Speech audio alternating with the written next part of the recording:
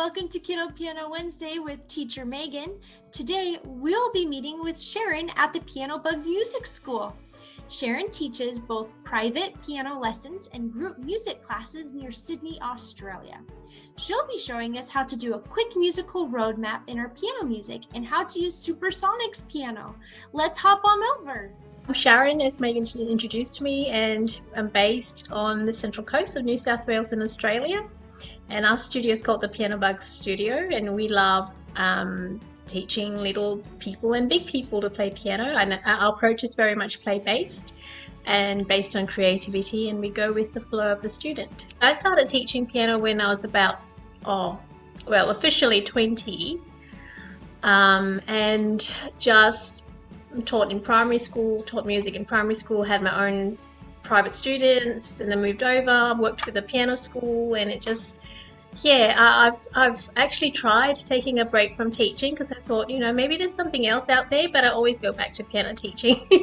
I've never had to worry about getting students, so it's just a way of life for me. I think it's so much a part of who I am. Yeah, I agree.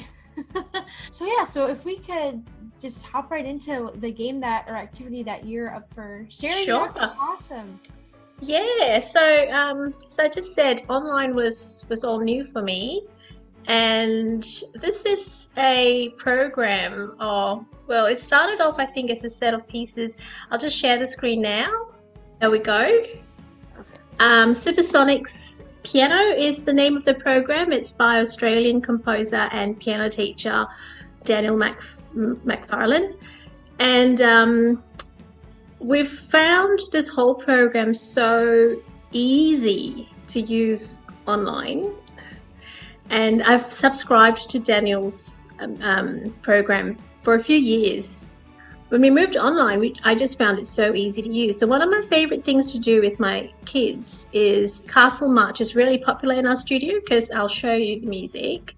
We've got the interactive score right there. And here we go. And I've managed to use this with students who are almost a year into piano, sometimes even earlier, depending on how confident they are. And as you can see, it's just chords in the left hand, lots of staccato, which is great for beginners. And then they get to play flats, which they're always excited about. And we use this little tool here on the left. Oh, cool. So if I click on that, isn't it awesome? And the kids pick a color. So if they have a device on their end that's able to be interactive as well, it's great. So some of them have iPads and they can actually write in on the same screen, which they love. They think it's like magic. Yeah. And we play simple games like I'd go, okay, spot the treble clef. And they look through their score and there it is. And then, they put a circle around it or they point an arrow towards it. It's just really good. And if we wanted to start over, we just start over. And then with slightly advanced students, we do music analysis. So we look at patterns in the music and I say, so let's look at parts of the music that's exactly the same. Here we go. And so just go all the way through. And I found that with online lessons, we've had to do more. They're having to look at it themselves. That's it. And point it out. And the musical terms. And my most favorite feature. So this is all cool, and we often end up with a screen filled with scribble all over. Of course. It's really good. Or sometimes I get little notes going, this is fun. I'm like, yes, it is. And then we go back so what Daniel does is he's got a backing track for almost every piece of music there is. Oh, cool. So we have this, and you can adjust the tempo. So usually I just decrease it. And admittedly, there is a lag. But it does come through on the other side, and so the kids would play along. I'll usually mute myself just so that I can hear them. And I know that the timing's always going to be a little bit behind for them, but I kind of take that into account. But it helps them keep their pulse going and their steady beat. So that's a little intro. How's that working at your end? Yeah, that sounds awesome. I can't play.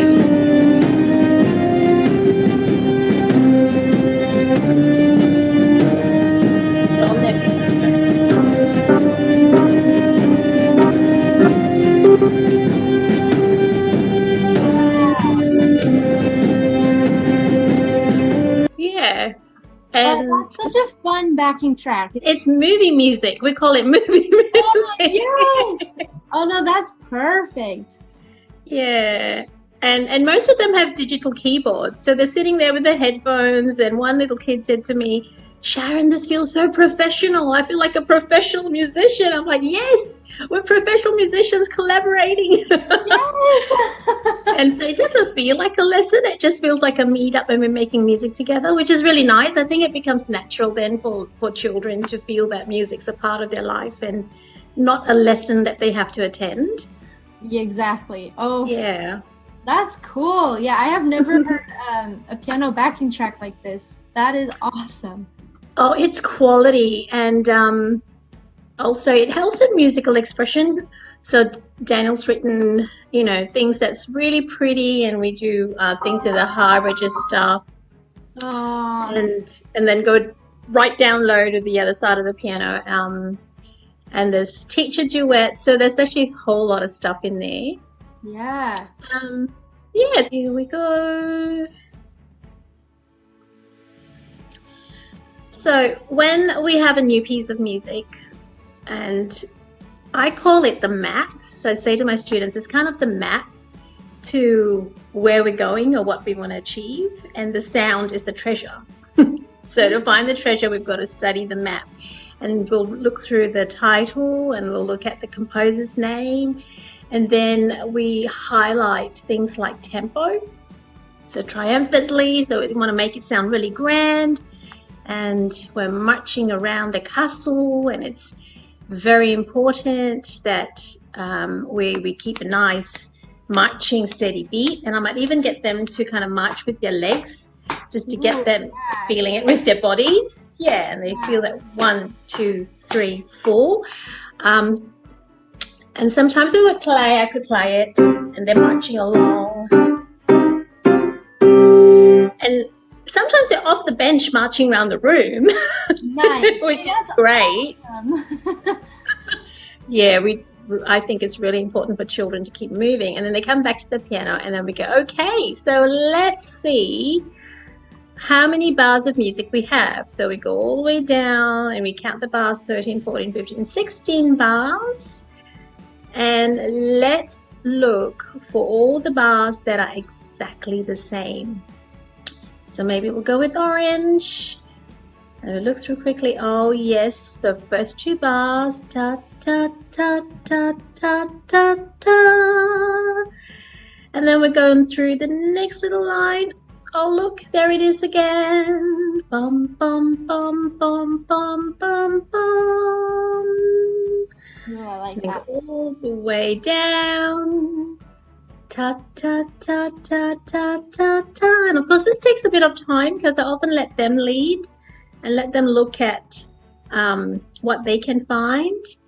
And to start playing straight away, we would often, with this little piece, probably start with the left hand in the first 2 bars. So that's your perfect 5th. And it sounds like a drum because you're going hold. And we'll just work on that all the way through. And then go, well, let's see what our right hand can do. We know it's middle C. Now let's look for that E flat. Go E, and then move down the semitone. Good. And then we're going to start with middle C. And stepping up, stepping up, stepping down, stepping up, stepping up. Hold. And there we go. We work on that a little bit more and then put two hands together. And once my students got that little thing going, and then we do a back and forth kind of, you know, taking turns. So they will lead with those two bars and then I will play. And I go, okay, your turn again with the orange box. And I'm playing that bit there. Then I play da, da, da. Oh, I love that. Then they already know like half the song.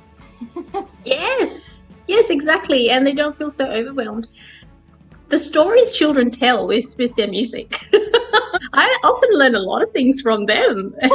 Okay, tell me more. Yeah. So it's cool.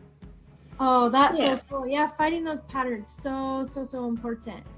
Mm. Very helpful. And yeah, definitely that like sense of accomplishment for especially like little kids, just where it's like, hey, now I know half my song. This week's gonna be Yes. Yeah. And they're so excited. And also it's forte and it's staccato, so even better. Oh, so true. Oh, yeah. Forte is the best.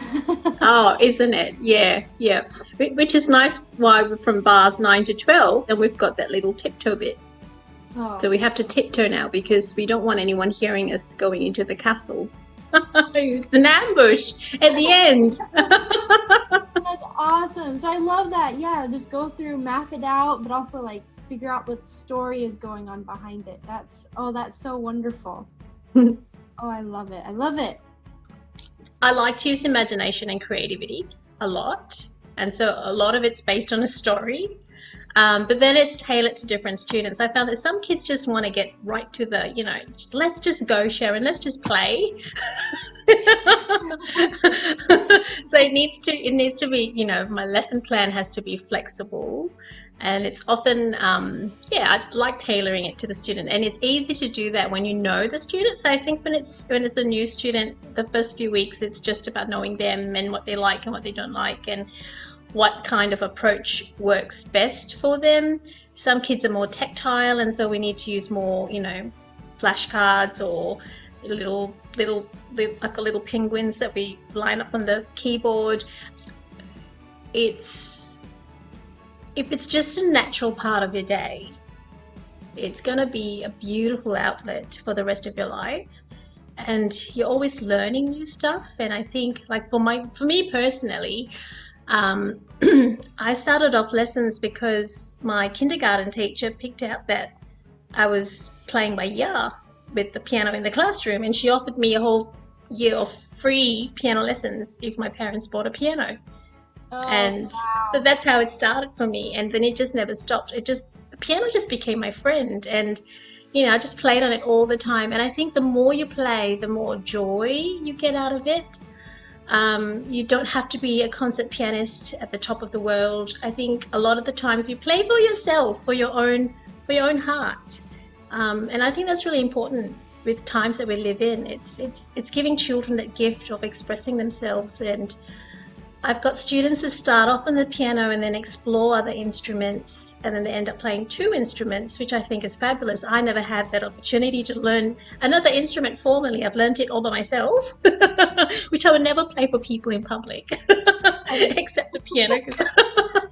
But I think music in general is important. It's a part of who we are, and I don't think parents should look at piano as lessons. I think they need to look at it as just a part of their children's development. Thanks for joining me today for another Kiddo Piano Wednesday. I hope you enjoyed meeting with Sharon and I as we learn more about Supersonic's piano and how to create a quick musical roadmap in our piano music. Be sure to follow the Piano Bug Music School on social media and YouTube so you can continue learning from teacher Sharon. Also, be sure to follow Virtual Piano Class on YouTube, Instagram, and Facebook so you never miss another fun game or activity. See you next time!